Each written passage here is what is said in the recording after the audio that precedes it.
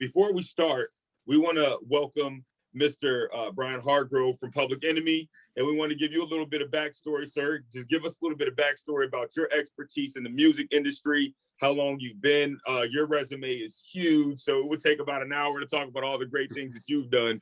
But everything that everyone that you've collaborated with, to Mark Anthony, to Aerosmith, to Public Enemy, obviously Flavor Flav, being a bass player, a producer, obviously working in the time back in, I don't know, let's say what, were we going back to the 80s?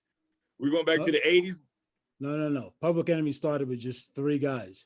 I was one of the few people on the planet who was actually asked to join his or her favorite band. So I joined after Public Enemy was mine and everybody else's favorite group. Wow.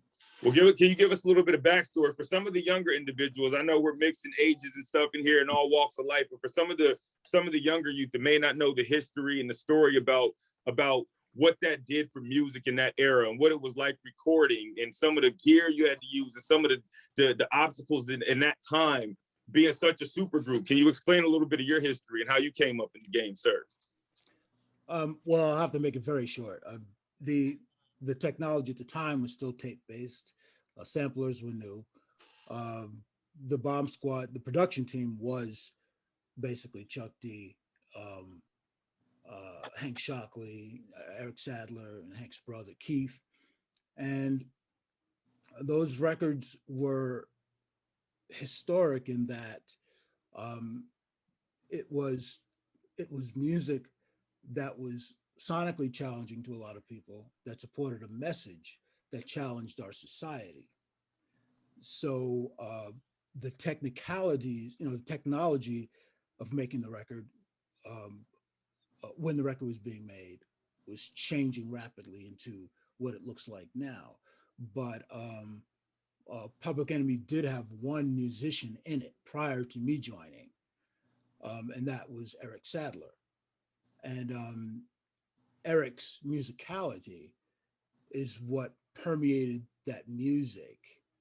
And that's why people like Herbie Hancock, who's one of the greatest musicians that this country's ever produced, that the world's ever produced.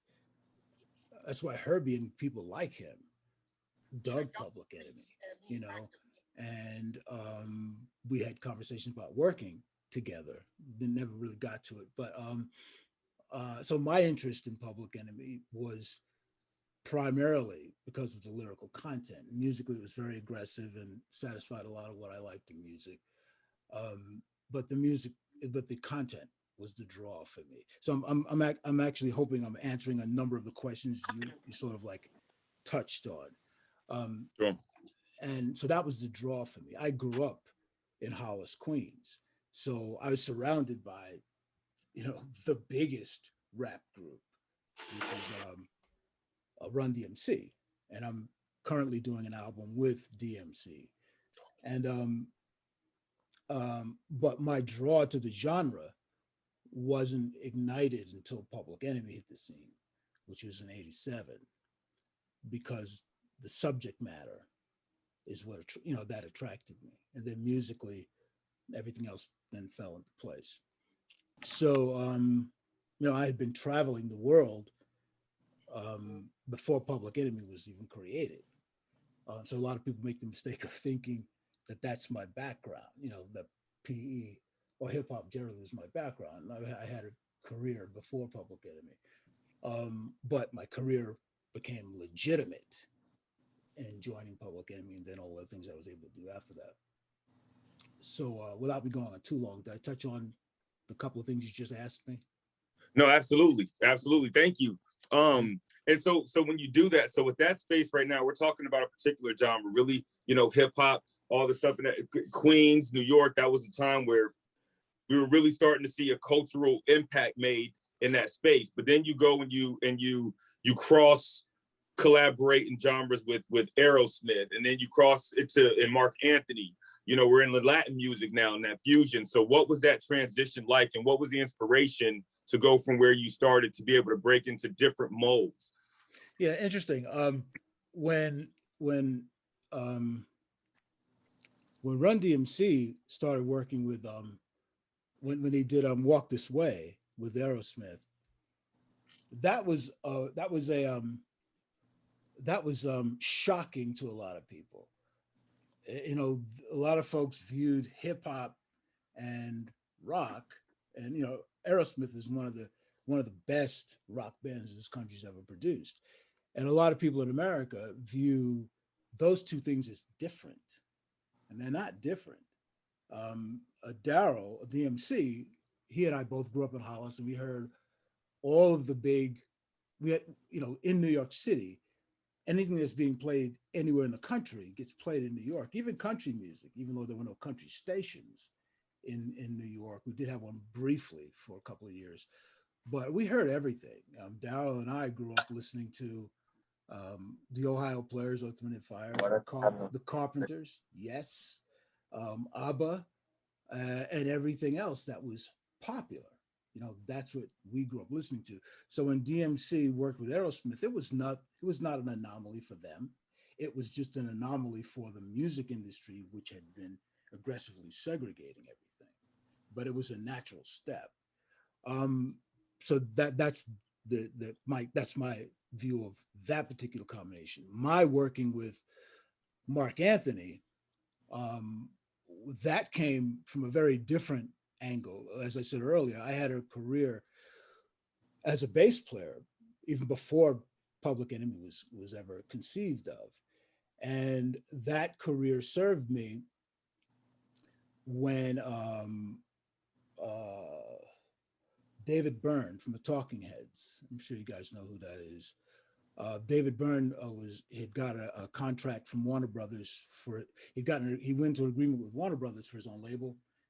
His label, Mark Anthony's band leader, also lived in Hollis. His name is Angel Fernandez from the Dominican Republic, and Angel asked me if I would submit some demos to him that he could submit to David Byrne for a soundtrack he was doing. And I was on my way. I was in London and on my way to Norway, and I called back home. There was no internet at the time. Called back home, checked on my grandmother, and my grandmother told me that David Byrne called. I got in contact with them. They flew me back to New York to work on the soundtrack, and Mark Anthony was on it. Mark was on it. It was one of the few songs that David Byrne wrote that he didn't produce, and uh, who else was on? I can't remember everyone who was on that record. Mark was the standout, but the movie had a lot of big people in. Madonna was in the movie, on and on and on and on. And so that trend, you know, doing that kind of work was not new for me either, because, like I said, I grew up listening to everything. My dad listened to all types of Latin music, Fania All Stars, and this record we produced for David had that kind of a flair to it. And so it was stuff I grew up with. I knew it, and I was able to contribute. So again, it was nothing outstanding, and that's one of the things that I think that I really like sharing with folks. That a lot of young people, unfortunately, today are growing up in a very segregated musical environment. When music is much more segregated than it was when I was a teenager. It was very segregated before I was born. And then as I was growing up in the 70s, music was really, really uh, a cultural connections were being made, and record companies were supporting that. And a lot of the best music this country ever produced was in that time period. It was very artistic, very adventurous, and very musical. And then when MTV came along, music got severely segregated again. And to this day, it still is. So things look strange, like, well, this person is combined with that person. These things were always mixed uh, at the height of American music output. And it'd be interesting to get back to that. And I'm not sure if I answered your question again, but that's what made me think. Yeah, no, no, absolutely. And that brings another point in today's age. Obviously, recording. I'm fortunate to say I'm on that hybrid cusp, right? Like I was able to go record in analog studios and go and record with tape and all that stuff right before the shift, to being able to say, oh, I got a studio in my bedroom, when all that stuff was happening. But you're current today. You're current. Mm-hmm. You said you're working on the record with Run Now, and no, not with Run, with Daryl, with DMC. Oh, excuse me. With DMC. So, Mhm. what is that like? Obviously, you guys had that chemistry. What? I don't want to a couple decades ago. So now, jumping fast forward, what is that like recording in the space? Has it changed much? Is the chemistry in the studio different? Is the process different? Because we have a lot of youth on the call right now who are making fantastic records that would never know what that old school recording was like. So, is it much different in the process? Well, I wouldn't use this particular project as an example of what it was like back in the day because we are recording the way young people are recording now. Because I live in the Midwest. I live in Southwest. I live in Santa Fe, New Mexico. I'm literally in the Rocky Mountains. Okay, I look outside my door, I see the Rocky Mountains.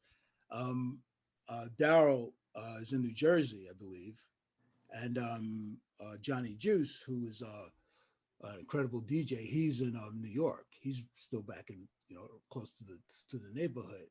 So we're using today's technology to make this record. Now the reason we're able to do it is because we grew up in a studio. We grew up with musicians. We know how to play in advance of hearing something to get a certain vibe and all that. We have that advantage. We grew up with it, so we know when something's really kicking. But to speak to a studio environment, I'm going to be doing a project. Um, I was just asked by I can't really get too much into who it is that asked me, but I'm doing starting a big production company here in Santa Fe, New Mexico, and we're going to be working in one of the main studios here because that process of working in a studio with other players and other creative folks is much better for me. And I think musical output over generations supports this, that when we work alone too much, our ideas are only as good as the ideas we have. I personally, I'm a multi instrumentalist, and I get a lot of praise for my bass playing, my drumming, my guitar playing. But it's my guitar playing, my bass playing, my drumming. I don't want to hear myself playing all those things.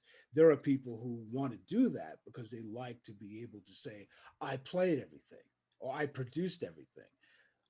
And but very few people can do that on a high level, on a level where not where the chops are on a high level. There are a lot of people who have chops, but musicality is a vibrational thing, and one individual can only vibrate the way they vibrate. If you're vibrating with multiple people, you're naturally going to come up with something that's bigger than you, and that is what music has always been for me. Now, Prince is one of those guys who played all the instruments himself. But for me, and I have all of Prince's records, but for me, a lot of his early records are unlistenable because they're very one dimensional. When I'm aware of what it is he actually can do, and when he's playing with other musicians, his music is far more impactful and was actually more successful because it worked on a larger vibrational level than just him. So, and Paul McCartney was another one who famously did records like that and then worked with bands too. So the process of working with other people is extremely valuable for any musician, um, even beyond the music. It's a human experience. A Mm-hmm. lot of our young people are growing up with things we didn't grow up with. I didn't grow up with this, with the cell phone. That I could. This is like the new iPhone. It's like I expect this thing to be able to make breakfast for me one day. It does everything, but it can't. It can't be another person for to me, and it can't deliver to me vibrational input. That only comes from other humans. So a lot of the young folks who have all the technology at their disposal, it'd be good if somewhere in their experience they can get the benefit of working with other people, bouncing their ideas off other people, and hearing themselves speak to other people. When you're in the presence of other folks in an artistic environment, you're hearing what's coming out of your mouth very differently than if you're speaking to yourself or you're speaking to someone on the phone. It's very different, and that's the same thing with what someone will play, what they'll play back to you. it's all very in the moment. When you capture those moments, you have something bigger than yourself, and that's when you get the type of success that an Earth, Wind, and Fire had, or Metallica had, or any band that's continuing to fill up arenas. The Rolling Stones did too.